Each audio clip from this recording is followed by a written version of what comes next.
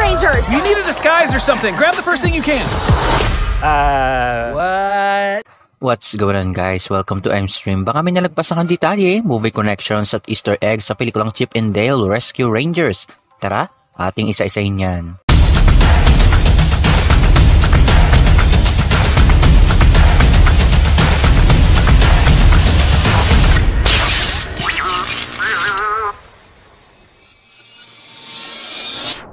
Before we begin, you can comment down below to join in my custom shoutout.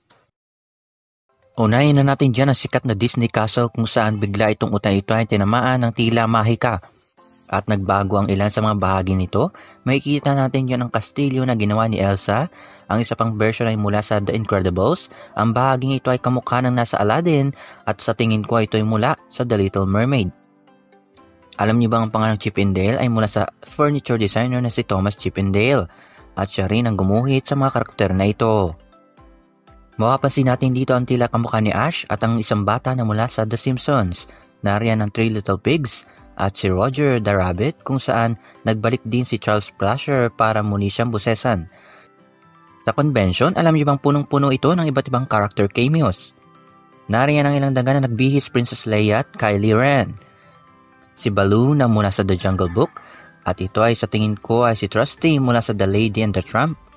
Nariyan si Lumiere, Tigra mula sa Marvel Comics at ang poster na nasa likod ni Dale ay si Krunk mula sa Emperor's New Groove. At syempre ang Ugly Sonic. Siya yung dating disenyo ni Sonic na binatikos ng napakaraming fans dahil sa itsura niya bago pa man ma-release ang pelikulang Sonic the Hedgehog. Nariyan si Mrs. House na mula sa 1952 The Little House. Nariyan ang reference ng Ice Age, Frozen mula sa The Incredibles at Looney Tunes. Makikita natin ang Alvin and the Chipmunks at nariyan din si Flounder mula sa The Little Mermaid. Sa pelikulang Who Framed Roger Rabbit, ang kinatatakutan ng mga cartoon characters ay ang tinatawag na dip. Pero sa pelikulang ito, ang pagtatagka ng sarili nilang parte ng kanilang katawan, kung saan ang ilang kinalimutan ng cartoon characters ay hinuhuli at binabago ang kanilang katawan. Samantala, ang ilan sa mga dinaanan ng Chip na Walk of Fame ay makikita natin si Squidward, Yogi Bear, Samurai Jack, at si Chun-Li. Nariyan ang reference sa Pixar Cars, nariyan ang dalawang donut cups mula sa Wreck-It Ralph, makikita rin natin ang tila kamukha ng graffiti art na ginawa ni Miles mula sa Spider-Man Into the Spider-Verse. Sa Main Street, nariyan si Colonel mula sa 101 Dalmatians, si Linda mula sa Phineas and Ferb, sa Uncanny Valley, makikita natin dyan ang ilang pusa mula sa 2019 The Cats, at nalaman natin dito ang kalaban na si Pete, ang matandang version ni Peter Pan.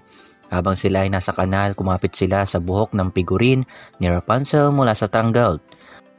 At alam niyo bang lumabas din dito ang Pixar lamp na si Luxo? Samantala sa Bathhouse, nariyan si Randy March mula sa South Park, si Scrooge McDuck. At pagpasok nila sa laboratory, nakita natin doon ang ilang operasyon na ginawa nila sa ilang karakter gaya ni Jimmy na ginawang suso. Si Syndrome ay nilagyan ng kakaibang muka, si Flounder ay binago ang labi, si Gus-Gus na mula sa Cinderella ay binago ang ilong, si Felix ay tila hinalo kay Pink Panther, si Sneezy ay nilagyan ng tainga, si Garfield ay nilagyan ng maskuladong katawan. Matapos ang ilang i-scan, nakita pa natin doon ang ilang parte ng iba't ibang cartoon characters. Ang bigote ni Monte, ang sombrero ni Jimmy, ang buntot ni Pikachu, ang bunganga ni Akas mula sa Aerial Monsters, ang sombrero ni Mad Hatter, ang buhok ni Jimmy Neutron, ang sombrero ng Smurf, at sombrero ni Rocky, ang bunganga ni Pink Panther, ang katawan ni Mr. Potato, ang Keyblade mula sa Kingdoms of Hearts, ang guantes ni Mickey Mouse, ang tainga ni Bartak at marami pang katakot-takot na parte. Sa pagbalik natin sa convention, nariyan ang mga My Little Ponies, si Cubby mula sa Peter Pan, Skeletor at He-Man, Pumbaa mula sa 2019 Lion King, Bob mula sa Monsters vs. Aliens at Mantis mula sa pelikulang Kung Fu Panda. At makikita natin ang kagamitan ni Pete para mang-torture ay ang dip. Isa itong asido na mula sa pelikulang Who Framed Roger Rabbit. At syempre hindi natin malilimutan ang Hidden Mickey Mouse. Matapos sumabog ang makina, tinamaan si Pete at siya ay nagkaroon ng katakot-takot na katawan. Ang kaliwang paa niya ay mula kay Optimus Prime, ang kanang paa niya ay mula kay Woody, ang kamay niya ay mula kay Ralph, suot niya ang short ni Mickey, mayroon siyang armor ni Shredder, at ang kakaibang kamay niya ay tila si Cannonball, at ang ulo niya ay ulo ni Mary mula sa Aristocats. At nagkaroon din ng reference sa Jurassic Park. Tapos ang labanan, makikita natin ang ilang karakter na naging biktima ni Pete.